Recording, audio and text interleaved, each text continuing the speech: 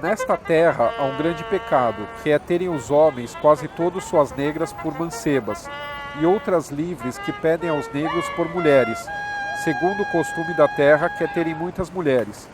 Parece-me coisa muito conveniente mandar solteza algumas mulheres que lá têm pouco remédio de casamento a estas partes, ainda que fossem erradas, porque casarão todas muito bem, contanto que não sejam tais que de todo tenham perdido a vergonha a Deus e ao mundo. Bom, a gente está aqui na frente do pátio do colégio, que é onde São Paulo foi criada, né, em 1554.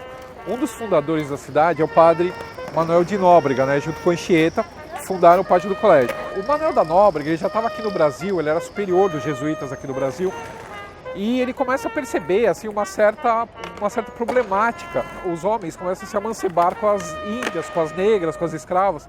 Para o cristianismo ele não acha isso uma boa, né?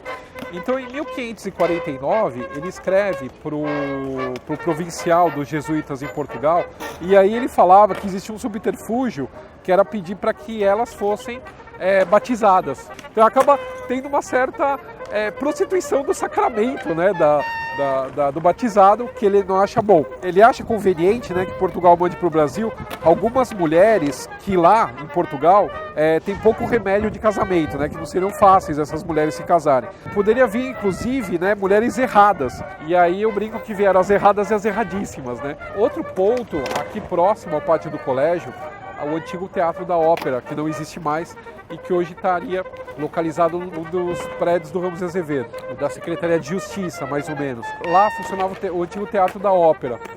Um viajante francês, o Saint-Hilaire, nos anos de 1820, ele esteve aqui em São Paulo e ele viu que as principais artistas elas eram prostitutas, né? Porque as famílias não viam com bons olhos mulheres de família participarem da peça, né? Mas o engraçado é que essas famílias assistiam as prostitutas no palco, né? Então uma certa falta de coerência, né? Atrás de mim está a Rua do Tesouro, né? Antigamente era conhecida como Travessa do Tesouro e mais antigamente ainda Rua das Casinhas. Por que essas casinhas, né? Na época do São Paulo colonial, essas casinhas eram locais de abastecimento da cidade. Então pessoas, sitiantes, tropeiros, eles iam comercializar produtos alimentícios aqui nessas casinhas, né? Isso durante o dia. E à noite, né, essa rua ela se enchia com as prostitutas de São Paulo. E o Saint-Hilaire, que foi um viajante francês que esteve aqui em São Paulo, ele fala que à noite parecia que a população de São Paulo triplicava, né? Tinha mais gente à noite andando pelas ruas e traficando favores sexuais do que durante o dia, né, andando normalmente pela cidade. Atrás de mim está o Mosteiro de São Bento. Os beneditinos em São Paulo, a presença deles começa em 1585. Ao longo dos séculos, eles vão recebendo doações, várias doações. Uma delas é a Fazenda de São Caetano, que vai dar origem à cidade de São Caetano. Nessa Fazenda de São Caetano, o governador da província de São Paulo, capitão-general Lobo Saldanha, ele junto com os monges beneditinos praticavam orgias nessa fazenda por volta de 1750, 1780. E as orgias eram patrocinadas pelos próprios monges beneditinos que contratavam as meretrizes para participar.